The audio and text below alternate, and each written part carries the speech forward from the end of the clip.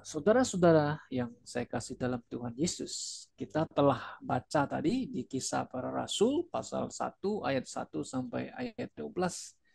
Dan topik atau tema kita malam hari ini adalah mengenai Tuhan Yesus ya, naik ke surga. Yesus datang sebagai bayi ya, yang dilahirkan seperti manusia. Kelahirannya dan kehidupannya ya tidak aneh-aneh ya. Layaknya adalah seperti manusia yang normal.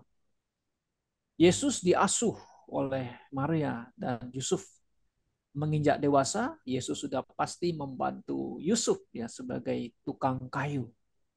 Ya, setelah genap waktunya, Yesus harus tampil di publik ya memperkenalkan dirinya. Nah, dia dibaptis oleh Yohanes Pembaptis, kemudian ia pergi memberitakan kerajaan surga. Ini tentu beda ya dengan pemahaman pengertian kerajaan Allah.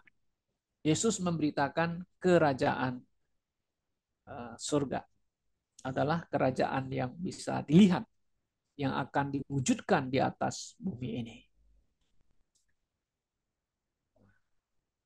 Yesus pergi menjelajah ya dari kota ke desa, dari desa ke kota. Dia memberitakan kerajaan surga kepada bangsanya, umatnya yang dipilihnya. Ia mengajar, ia menyembuhkan dan mengadakan banyak mujizat. Tanda-tanda mujizat itu sebenarnya membuktikan Yesus adalah putra Allah, Mesias yang dijanjikan kepada umat Israel. Tapi mereka menolak dan tidak percaya kepada Yesus, orang Nazaret. Ya, perhatikan sudah, mereka mengatakan Yesus orang Nazaret, tidak percaya dia adalah Mesias, juru selamat yang diutus oleh Allah Bapa. Dan kemudian mereka menghukumnya mati. Dan hukumannya memang ditimpakan kepadanya karena sesuai dengan nubuatan bahwa Mesias akan datang dan memang dia harus mati ya untuk menanggung dosa dunia ini. Nah, saudara-saudara yang saya kasih dalam Tuhan, kalau kita perhatikan kehidupan Yesus dapat diungkapkan sebagai ada 4 mujizat besar ya mengungkapkan kehidupan Yesus ya. 4 mujizat besar. Yang pertama itu adalah inkarnasi, Logos menjadi daging, atau kita katakan Allah menjadi manusia. Nah, ini mujizat besar. Kemudian kita lihat yang kedua, kebangkitannya dengan tubuh yang mulia. Ya, dia 3 hari, 3 malam berada di neraka alam baka, tapi kemudian dia bangkit kembali dengan tubuh yang mulia. Bahkan murid-murid pun hampir tidak percaya akan kebangkitannya. Nah, setelah dia bangkit, menyatakan diri kepada murid-muridnya, dia bahwa hidup. Kemudian setelah dia menyelesaikan apa yang ingin dia sampaikan kepada muridnya, kemudian Yesus naik ke surga dengan tubuh yang mulia, bisa dilihat oleh mata ya. Dan kalau kita lihat lagi di Kisah Para Rasul, malaikat itu datang kepada mereka, Yesus akan datang lagi. Seperti kamu lihat sekarang, ya dia naik ke surga. Dan Yesus akan datang dengan secara visible, artinya bisa dipandang oleh mata. Dan kemudian lagi, Yesus akan datang kembali. Nah, ini yang datang kembali belum diwujudkan, belum digenapi. Memang akan digenapi dengan segera. Nah, saudara-saudara yang saya kasih dalam Tuhan Yesus ya, mengenai kehidupan Yesus, apa yang terjadi dalam dirinya itu ya, bahwa dia adalah manusia sejati dan Allah sejati. 100% manusia dan juga 100% manusia. Memang banyak kali orang mengatakan Yesus hanya manusia saja, ya orang baik yang punya moral yang tinggi dan yang berbelas kasihan kepada orang-orang yang hina dina, orang yang miskin. Tapi banyak juga yang menyangkal akan kematiannya.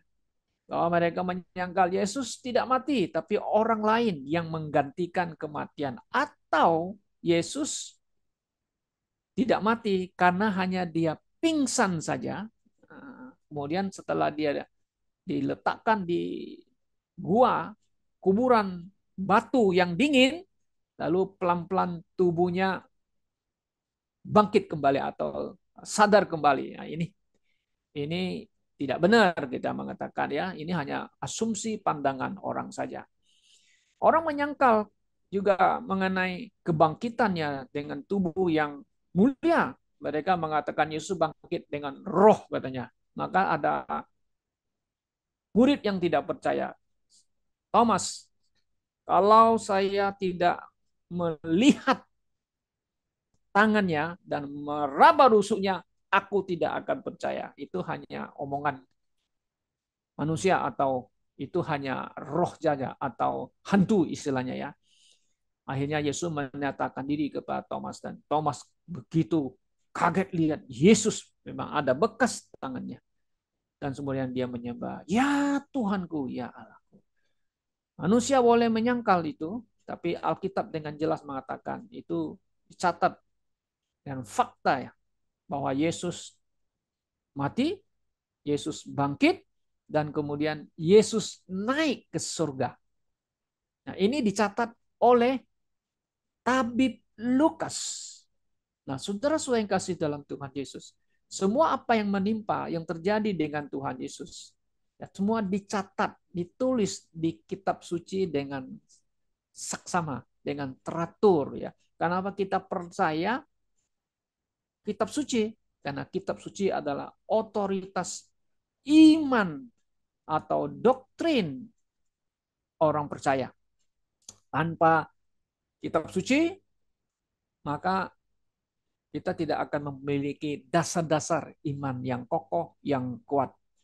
Nah, saudara-saudara yang kasih dalam Tuhan Yesus Kristus, kita akan membahas mengenai kenaikan Tuhan Yesus Kristus. Nah, Yesus pada waktu dia bangkit, dia ada di bumi selama 40 hari sesuai dengan catatan tabib Lukas. Kalau kita perhatikan catatan atau tulisan daripada tabib Lukas ini, dia menulis begitu teratur, sudah.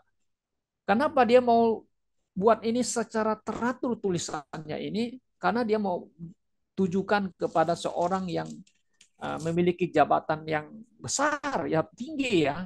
Yang di sini mengatakan seorang namanya Theophilus ya, atau Theophilus ini. Nah, Lukas mau tulis semua apa yang terjadi tentang Yesus, ya, tentang pengajarannya, tentang apa yang dilakukan, tentang kematian, kebangkitannya, dan kemudian tentang kenaikannya. Nah, tujuannya adalah supaya Theophilus ini, seorang pejabat tinggi ini, boleh menjadi orang yang percaya kepada Tuhan Yesus Kristus. Nah, saudara-saudara yang saya kasih dalam Tuhan Yesus, kita lihat kisah kenaikan Tuhan Yesus memang dicatat di dalam Kisah Para Rasul pasal 1. Jelas sekali ya catatan itu ya. Nah, Yesus naik ke surga dengan kuasanya tentu, ya, dan dipandang atau disaksikan oleh murid-muridnya sendiri. Nah, memang mereka waktu melihat Yesus naik kan tercengang-cengang ya, kok bisa tiba-tiba dia seperti ya naik itu ya, kayak istilahnya diambil di rapture ya, bisa bukan di rapture, tapi memang dia naik dengan kuasanya sendiri kembali ke surga. Nah, saudara-saudara, selama 40 hari Yesus bersama dengan murid-muridnya. Nah, banyak orang mau asumsi-asumsi ya, apa yang Yesus lakukan gitu, apa yang Yesus buat, di mana Yesus tinggal, memang tidak dicatat di dalam Alkitab. Ya, hanya Yesus menampakkan diri beberapa kali kepada murid-muridnya, kemudian terakhir dia menampakkan diri kepada murid-muridnya makan bersama di pantai Danau Galilea, ya membuktikan bahwa dia itu adalah Tuhan yang sudah hidup, yang punya tubuh yang mulia, bisa makan gitu ya. Nah, mereka menyaksikan itu. Nah, apa yang Yesus lakukan selama dia berada di bumi, ya bisa kita ambil beberapa hal yang bisa kita simpulkan bahwa Yesus berbicara mengenai tentang kerajaan Allah. Nah, saudara perhatikan ada di sini ya, di ayat yang ketiga ya. Kepada mereka juga ia menunjukkan dirinya dalam keadaan hidup setelah penderitaannya dengan banyak bukti yang tidak bisa salah. Ya, tidak mungkin salah itu atau ada bukti yang ya tidak salah. Semua itu fakta ya dicatat ya. Setelah lihat oleh mereka selama 40 hari dan membicarakan hal-hal mengenai kerajaan Allah. Nah, beda tadi ya, kerajaan surga dengan kerajaan Allah. Nah, sekarang kerajaan Allah itu adalah the spiritual kingdom, mengenai kebenaran-kebenaran Allah, mengenai tentang doktrin-doktrin kebenaran. Kebenaran Allah apa itu? Yang penting kalau kita lihat itu kerajaan Allah adalah tentang mengenai kematian Yesus, bahwa itu adalah merupakan salah satu jalan keselamatan bagi umat Indonesia yang harus diberitakan oleh para rasul kepada orang-orang yang belum percaya kepada Yesus. Ya kan? Maka itulah Injil yang sejati, Injil yang menyelamatkan. Saudara lihat di dalam 1 Korintus pasal 15, berita Injil yang telah kusampaikan yang sangat penting, kata Paulus, itu bahwa Yesus Kristus telah mati sesuai apa? Kitab suci. Dia dikuburkan sesuai dengan kitab suci. Dia dibangkitkan pada hari ketiga. Itu sesuai dengan kitab suci. Tanpa kebangkitan, maka iman kita kepada Yesus sia-sia. Maka kita lihat ada kematian, ya, kemudian kebangkitan, itu adalah merupakan inti daripada berita Injil yang sejati. Nah, ini adalah spiritual kingdom yang harus diberitakan tentang Yesus Kristus sendiri yang menyelamatkan manusia. Ya, tentu ada yang lain lagi ya, Yesus sampaikan, ajarkan kepada murid-muridnya tentang instruksi kepada mereka apa yang harus mereka lakukan setelah Yesus naik ke surga. Ya, sebelum dia naikkan dia sudah memerintahkan atau memberi amanat, goi, ya kan? Goi di Matius pasal 28 ayat 19 itu sangat jelas di sana ada satu perintah goi, ya, pergilah kalian semua, ya kan?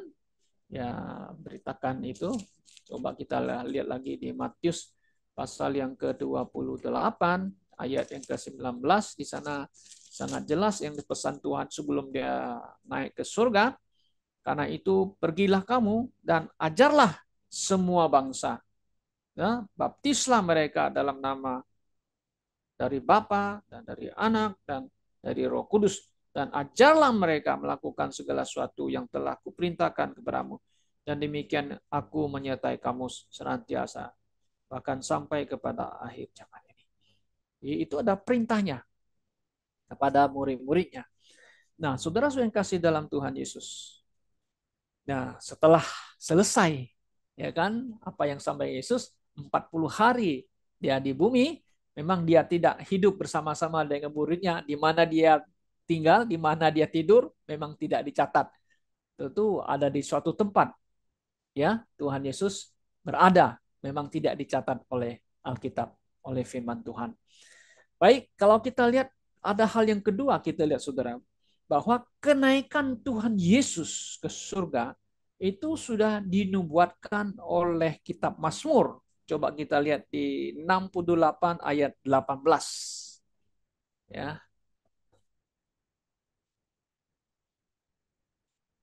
oke. Mazmur 68 ayat 19. Sorry, ayat Mazmur 68 ayat 18.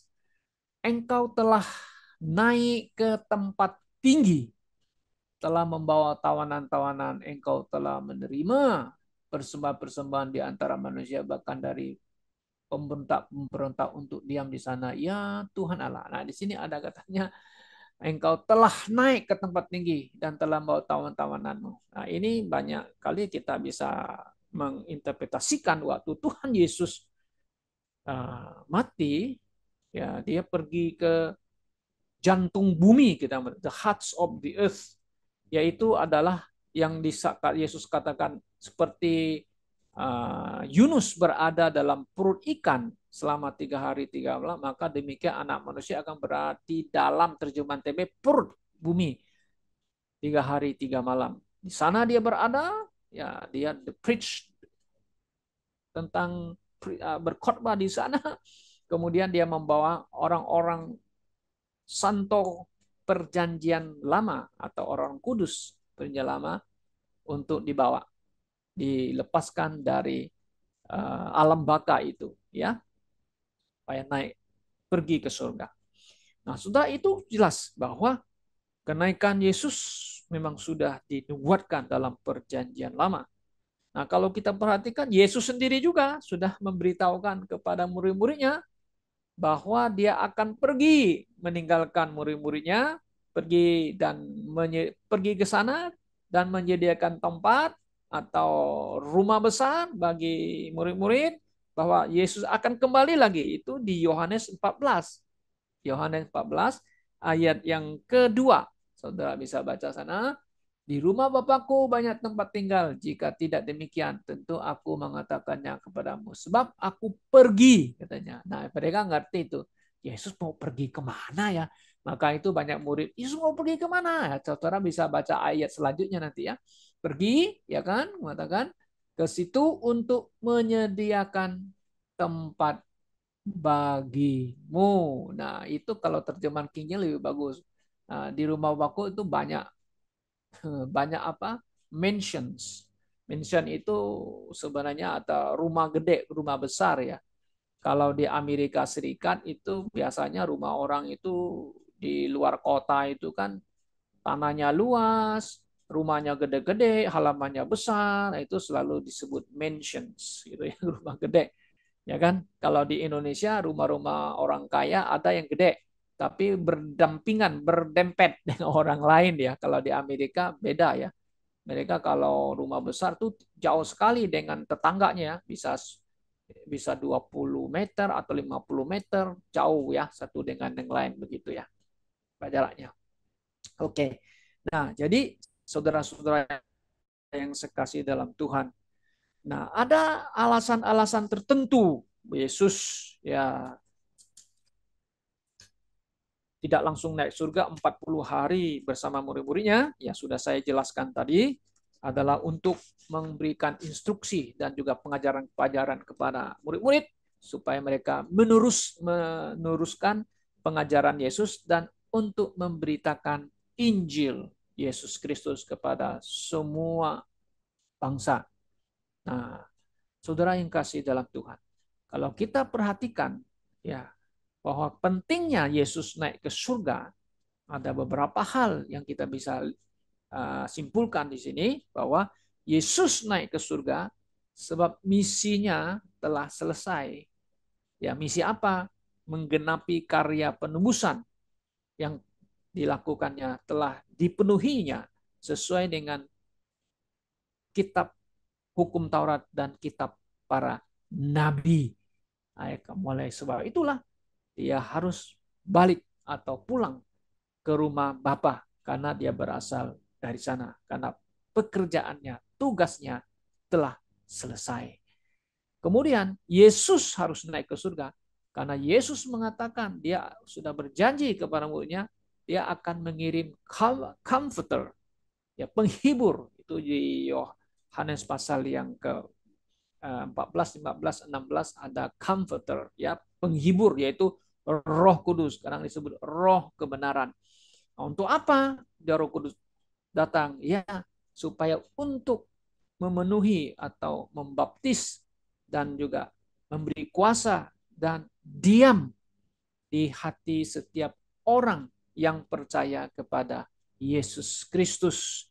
Tentu juga dia menghibur orang-orang percaya di bumi ini, mereka yang mengalami kesulitan, mereka yang menghadapi tantangan karena iman mereka.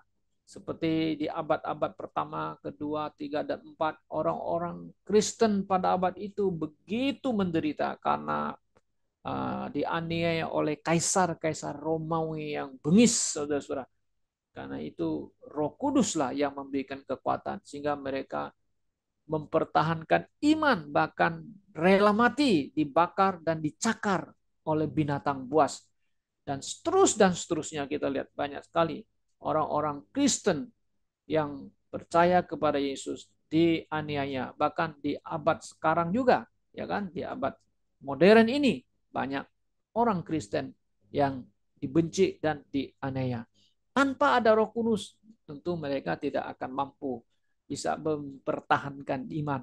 Karena itulah ada Roh Kudus, dia beserta kita, tinggal tetap di hati kita. Artinya tinggal permanen di hati orang yang percaya. Tanpa Roh Kudus, saudara-saudara, maka kita tidak akan memiliki ya doktrin iman keselamatan yang pasti dan juga terjamin. Dan tanpa Roh Kudus mungkin ada orang punya pandangan bahwa keselamatan itu bisa dan atau ada kemungkinan bisa hilang. Nah, kita meyakini osas artinya keselamatan tidak hilang karena Roh Kudus tinggal tetap. Kalau di zaman PL, yes, Roh Kudus bisa datang dan pergi. Kalau sekarang zaman gereja, Roh Kudus tidak datang dan pergi, tapi Roh Kudus membaptis, memenuhi dan tinggal tetap di hati setiap orang yang percaya. Nah, kemudian Yesus naik ke surga, sudah jelas bahwa dia menyediakan tempat bagi orang-orang yang percaya. Seperti yang sudah kita baca di Yohanes pasal yang ke-14 ayat yang kedua. Kemudian Yesus naik ke surga, ya menjadi imam besar yang agung, imam besar yang hebat, yang agung, sebagai intercession. Nah, saudara bisa baca itu Ibrani 9 ayat 21 sampai ayat 24. Nah, saudara yang kasih dalam Tuhan Yesus. Jadi kenaikan Tuhan Yesus ya menyatakan kita atau meneguhkan kepada kita bahwa misinya telah selesai di bumi ini dan telah menggenapi semua hukum-hukum Taurat dan kitab para nabi. Sebagai korban penebusan dosa, manusia sudah selesai. Maka kita orang percaya tentu nanti akan berjumpa dengannya. Dan bagi orang yang percaya, seperti kita yang sedang menanti kedatangannya, ya kalau betul, bukan kayak betul, kalau kita diizinkan, ya diizinkan mengalami seperti Yesus naik ke surga, ya kalau ini Tuhan izinkan, ya kita akan seperti Yesus naik ke surga gitu ya, istilahnya kalau bahasa tulis kan di rapture gitu ya, naik ke surga. Ya kalau itu Tuhan izinkan kepada kita di zaman ini, ya mengalami seperti yang dialami oleh Tuhan Yesus Kristus. Nah, saudara-saudara yang kasih dalam Tuhan Yesus, kenaikan Tuhan Yesus yang menyebabkan Roh Kudus turun ke bumi untuk menyertai kita, menghibur kita, dan memberikan karunia rohani kepada anggota tubuh Kristus, supaya kita bisa membangun tubuh Kristus ya yang berkenan kepada Tuhan kita Yesus Kristus. Tentu puji Tuhan, ya Kristus naik ke surga agar Injil Kristus diberitakan sampai ke ujung bumi sehingga Yesus bisa kembali ke bumi lagi. Jika waktu bangsa-bangsa lain telah penuh atau digenapi. Itu Lukas 21 ayat 24. Nah, karena itulah sekarang di mana bangsa-bangsa lain yang dipakai Tuhan supaya waktunya ini penggenapan waktu bangsa-bangsa bisa digenapi. Coba kita baca di Lukas 21 24. Dan mereka akan tewas oleh mata pedang dibawa sebagai tawanan ke segala bangsa dan Yerusalem akan dijajah oleh bangsa-bangsa yang tidak mengenal Tuhan sampai genaplah zaman bangsa-bangsa itu. Nah, kita bandingkan dengan Roma 11:24. Coba kita lihat bandingkan Roma 11:24 ya. Nah, Roma pasal 11 ayat yang ke-25. Nah, sebab saudara-saudara supaya kamu jangan menganggap dirimu pandai. Aku mau agar kamu mengetahui rahasia ini. Nah, rahasia apa?